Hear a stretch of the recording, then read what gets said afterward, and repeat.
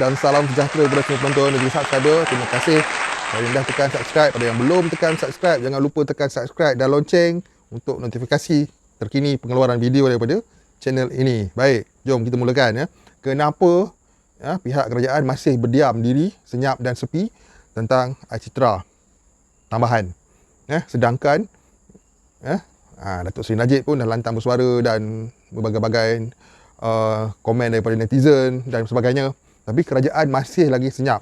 Jadi dalam video ni kita kongsikan lebih kurang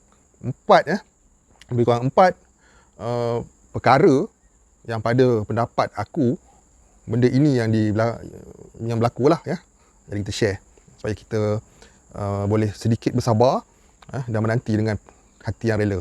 Jom kita mulakan. Sebab yang pertama sebelum ni pihak KPSP telah membuat pengeluaran kita pun dah pernah terima air lestari, air sinar dan terkini air citra. Jadi ketiga pengeluaran ni melibatkan jumlah pengeluaran yang sangat besar daripada pihak KPSP. Jadi untuk mengadakan lagi sekali tambahan air citra ni daripada 5,000 ke 10,000 ataupun 10,000 lagi tambahan ke, kita tak tahu macam mana nanti.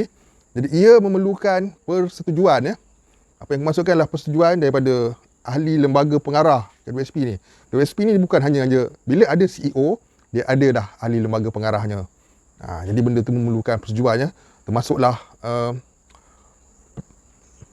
tempat-tempat yang mana KPSP telah melaburkan wang mereka ni.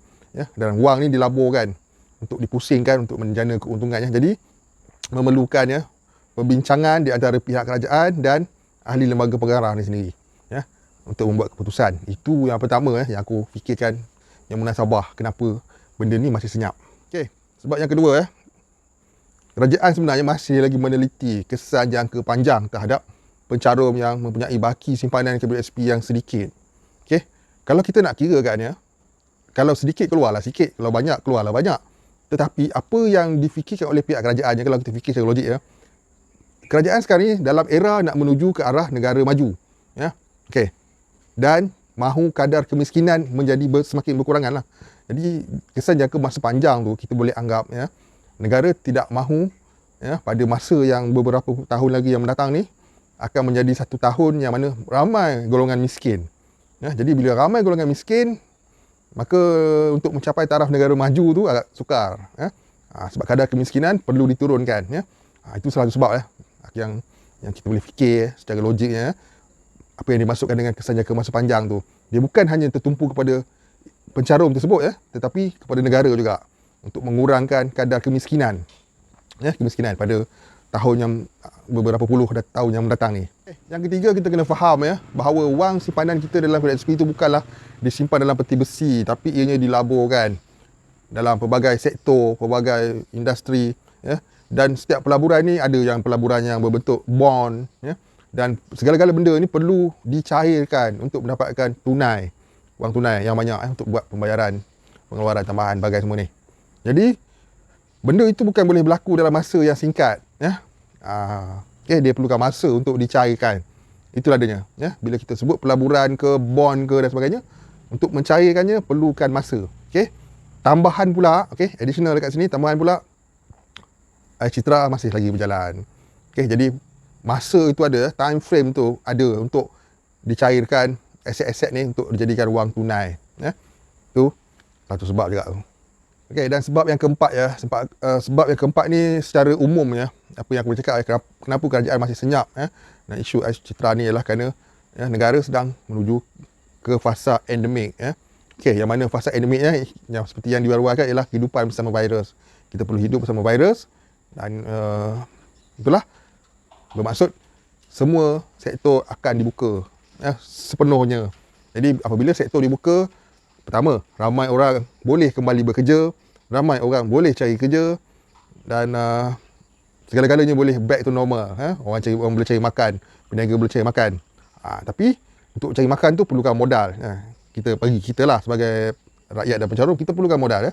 Jadi bagi pihak kerajaan, fasa endemik ni satu fasa yang penting yang mana banyak sektor boleh dibuka, semua boleh dibuka, perkilangan boleh dibuka, hampir semua boleh dibuka, semua boleh dibuka kembali seperti normal dan orang boleh cari makan. Dalam masa yang sama, meneliti adakah perlu ataupun tidak buat benda ni, ya, citra tambahan ni. Itu pun salah satu sebab juga kenapa, ya. Jadi fasa endemik ni kita boleh cakap satu permulaan era baru, ya.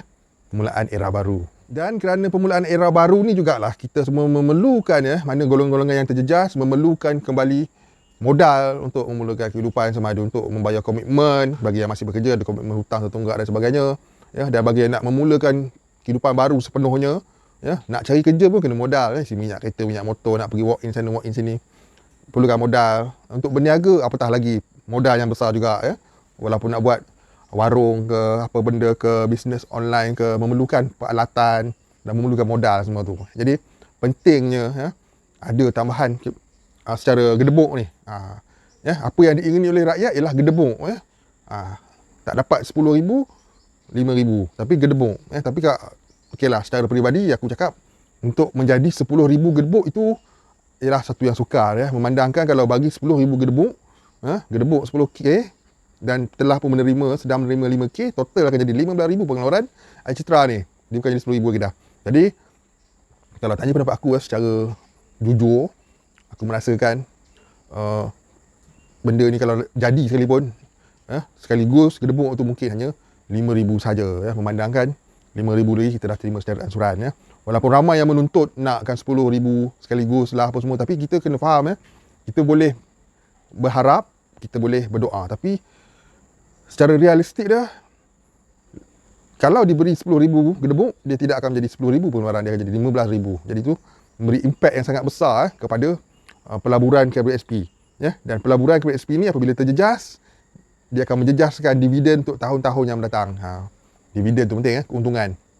Keuntungan tu sebenarnya separuh akan diambil oleh pihak kerajaan dan separuh lagi akan diagihkan kepada penjarum-penjarum. Itulah dia dividen, ya.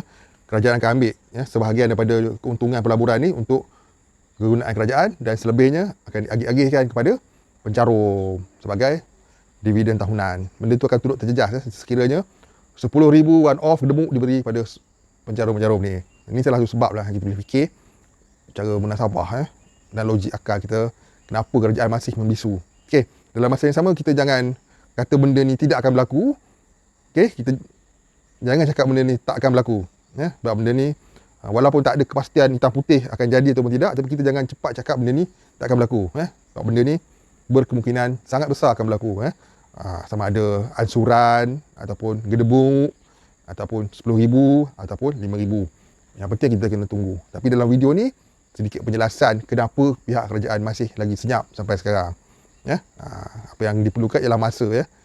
Sebab kata petikkanlah demi masa sesungguhnya manusia berada dalam kerugian, dan masa boleh mengubah segala-galanya, ya. Orang jahat boleh jadi baik kerana masa. Dulu muda jahat, dah tua jadi baik, dan sebaliknya, ya. Masa boleh menentukan segala-galanya. Okey, dulu senang sekarang susah, sekarang senang sekarang susah, dulu susah sekarang senang. Semuanya kerana masa. Masa ialah sesuatu yang sangat berharga dan ia boleh mengubah segala-galanya, ya. Dan masa juga membuat kita rasa sakit, ya, kerana komitmen ataupun hutang-hutang yang perlu ditanggung. Itu yang perlu diambil berat oleh pihak kerajaan sebenarnya. Okey, sekian penjelasan untuk kali ini tentang kenapa pihak kerajaan masih senyap dalam isu Citra ni, walaupun berbagai usaha telah dilakukan. Apa yang perlu kita tunggukan, masa, ya. Kita perlu tunggu masa. So buat masa sekarang ni kita bagilah kerajaan masa untuk membuat penilaian, kerana Citra pun tak settle lagi, ya. Bulan depan baru pembayaran yang last. Jadi kita bagi masa lah. Kita tengok hasilnya nanti, ya.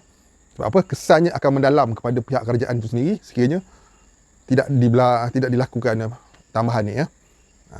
Impact dia sangat besar, terutama pada PRU, daripada berdasarkan komen-komen daripada video-video dalam channel ni dan channel-channel lain juga, ya. Sedikit sebanyak ada menyebut tentang PRU, yes. Apabila rakyat tak puas hati, undi akan berbalik arah. Benda tu memang lumrah lah, kan. Okey, sudah. Sekian. Assalamualaikum, salam sejahtera, salam hormat semua, ya. Terima kasih kerana sudi menonton video ni dan jangan lupa subscribe dan lonceng. See you guys in my next video. Bye bye.